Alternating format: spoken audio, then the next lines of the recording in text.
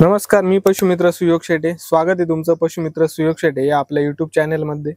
तर आज आपण जे गाई संगोपन करतो हे कसं केलं पाहिजे, त्यातून आपल्या गरजा कशा भागतील. बरेचसे शेतकरी लोक आज असे आहेत की ज्यांना क्षेत्रफळ कमी आहे आणि गाई संगोपनावरच त्यांचा उदरनिर्वाह, त्यांच्या गरजा ह्या पूर्ण होत असतात. मग असंच आमचे काका सुहास भरत वागचौरे हे आमच्या पुढे एक असं उदाहरण बनलेलं आहे की ज्यांनी एक शून्यातून गाई संगोपन करून आज इतकं मोठं एक अचिव्हमेंट केल्यासारख्या गोष्टी आहेत की म्हणजे आज त्यांच्याकडं 30 ते 35 लिटर पर्यंत गाय आहेत. हो, आणि 35+ पर्यंत त्यांच्याकडे गाय आहेत आणि त्यांच्या डेअरीमध्ये पहिला नंबर आहे. म्हणजे जेणेकरून काय होतं, असंही नाही की त्यांची 50 गाय आहे किंवा 60 गाय आहे मग त्यांनी खूप मोठी अचिव्हमेंट केली, अशा गोष्टी नाही. साधारणतः 10-12 गाय तुमच्याकडे लमसम असतात. हो. तर तेवढ्या गायांमध्ये त्यांनी आजपर्यंत एवढं शून्यातून वर केलेलं आहे. तर आज आपण त्यांचीच एक छोटीशी मुलाखत घेणार आहे की त्यांनी या सर्व गोष्टी करताना त्यांना कोणत्या कोणत्या अडचणी आल्या, कोणत्या कोणत्या गोष्टींचा सामना करावा लागला आणि वर खाली हे होतच असतं प्रत्येकाच्या आयुष्यात. तर ते आज सगळं आपण डिटेल चर्चा करणार आहे. काका, तर जेव्हा तुम्ही हे गाई संगोपन करायचा निर्णय घेतला, हे तुमच्या मागच्या पिढीपासून आलंय की तुम्ही चालू केलंय? हो, हे आमच्या पूर्वी मागच्या पिढीपासून चालू आहे, परंतु आम्ही त्याच्यात बदल केला थोडासा. तेव्हा जेव्हा तुमचे वडील जेव्हा गाई व्यवसाय किंवा काय करत होते तेव्हा किती गाय होत्या? तेव्हा 1-2 गाय राहायच्या, त्या बंदिस्त राहायच्या असं. तर आणि म्हणजे मुक्त गोठा वगैरे काही मुक्त गोठा संकल्पना ही नव्हती त्यावेळेला.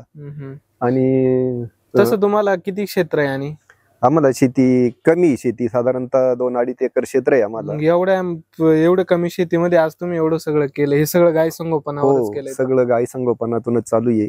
पहिल्या सुरुवातीला 1-2 गायी होत्या, त्याच्यानंतर थोड्या 4-5 गायी केल्या.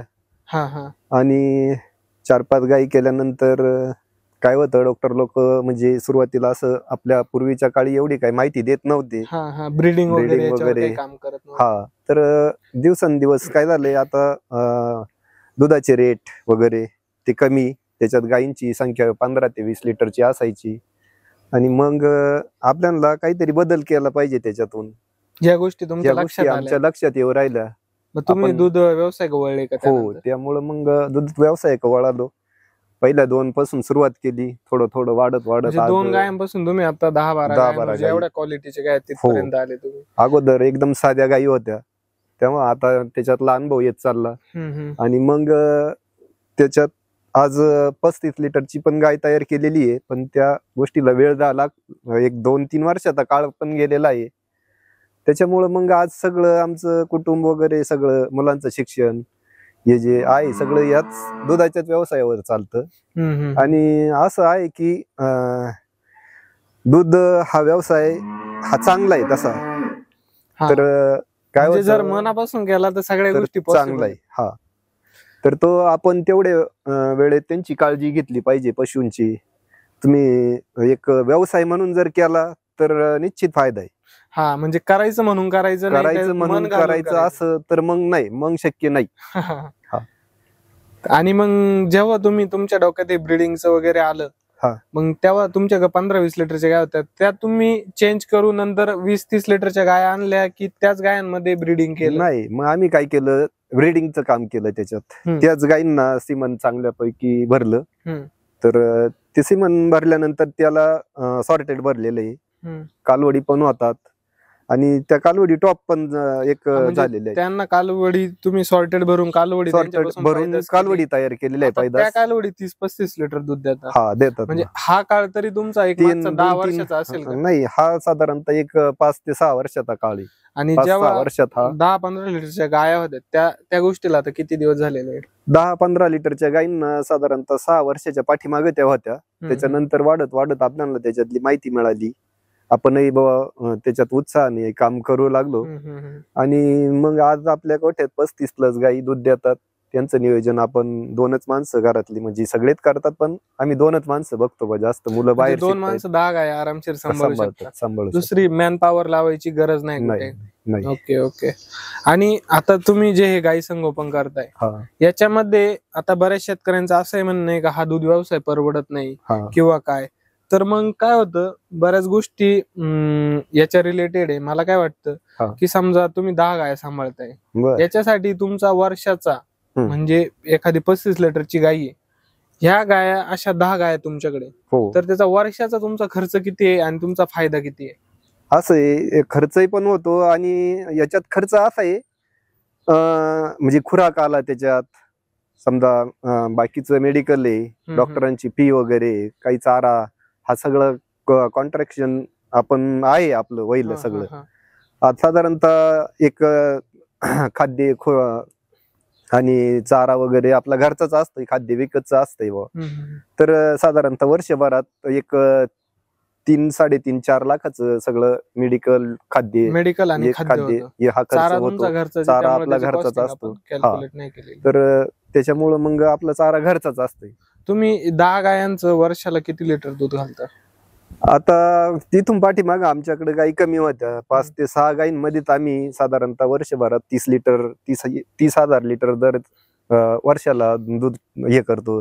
त्याच्यात आमच्या कालवडी संगोपन असल्यामुळं तेव्हा दूध कमी होतं, कालवडींना दूध पाजलं जातं, तिथं दूध आमचं घटतं. म्हणजे ते कालवडींना आम्ही म्हणजे 4 कालवडी जरी असतील तरी 10-15 लिटर कालवडी असेल तर 20 लिटर दूध घटतं दिवसाला. म्हणजे तसं दूध जास्त भेटतं, पण कालवडींमुळे दूध तिथं घटतंय. आपण मग ती आजची कालवड तुमची उद्याची गाय म्हणून तुम्ही उद्याची गाय निश्चित भविष्य तिचं चांगलं आहे. आज जे तुमच्या गोठ्यामध्ये ज्या कालवडी आहे, ज्या तुम्ही पायपर वगैरे हे एबीएच जे वापरून भरल्या, हा आरमाडा आहे, ब्रूट आहे, हा आता ही जे ब्रीडिंग केलं, हे सगळ्या तुमच्या गाय आता काही जाणल्यात, काही आता हो कालवडी पण झालेल्या आहेत, परत गायी पण गोठ्यात तयार आहेत आणि विक्रीसाठी पण असतात. तुमच्याकडे विक्रीसाठी पण पायपर वगैरे ह्या सगळ्या गोष्टी असतात. समजा काही शेतकऱ्यांना पाहिजे असल्या तरी संपर्क करू शकतात बाबा. असं जर कोणाला काही पायपर वगैरे, सॉर्टेड वगैरे, आरमाडा कालवडी वगैरे तयार झालेल्या कालवडी लागल्या तर संपर्क आपण म्हणजे विक्रीला आपल्याकडे आहे बुवा, असं विक्रीसाठी उपलब्ध आहे त्याच्यात. असं नक्कीच. मग आता हे जे तुम्ही गाय व्यवसाय हे जो करताय, हे तुम्ही 6 वर्षापासून पुढे करताय की आधीपासून करताय? नाही, तसं अगोदर पासून करत होतो, पण अगोदर पासून कसं आहे, 2 गायी टाकल्या खायला, एवढं काय बुवा असं हे नव्हतं. पण प्रॉपर बुवा एक 5-6 वर्षापासून आम्ही प्रॉपर लक्ष दिलं, ब्रीडिंग वर काम केलं. आणि ब्रीडिंग वर काम केल्यामुळे होतं काय, कालवडी एक 12-13 महिन्यात कालवड भरण्याच्या योग्य 400 किलोची कालवड पण होते तयार. 12-13 महिन्यात त्यांची कालवड ही भरली जाते आणि 12-13 महिने आणि पुढचे 9 महिने म्हणजे 18-19 महिन्यात यांची गायीचं पहिलं वेच झालेलं असतं. हो. तर शेतकरी मित्रांनो, हे एक आजचं एक फार नवीन एक म्हणजे मी पण आज बघितलंय की आज लोक 2-2 वर्ष कालवडी सांभाळतात, त्यानंतर भरतात 3-3 वर्षाच्या गाया, मग त्यांचं पहिलं वेत होतं. तर तुम्ही थोडस कालवडींवर ब्रीडिंग वगैरे करून किंवा त्या कालवडी लवकर तयार करून तुम्ही जास्त बेनिफिट त्यापासून घेतला पाहिजे. आहेत. आणि तुम्ही आता हा दूध व्यवसाय वगैरे करताय, फक्त दूध व्यवसाय तुमचा व्यापार वगैरे काही नाहीये? व्यापार नाहीये, फक्त दूध धंदाच करताय तुम्ही. ओके.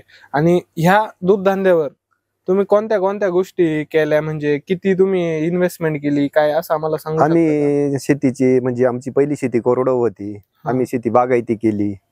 त्याच्यानंतर आमचं पहिलं साधंच घर होतं मातीचं, त्याच्यानंतर आम्ही घराचं बांधकाम वगैरे केलं. हे सगळं गाई संगोपनातून. गायींना गोठा पहिला साधा होता, गोठाही नव्हता. नंतर आम्ही गायींना ह्याच गायींच्या याच्यातनं उत्पन्नाकडून गायीचा गोठा पण केला.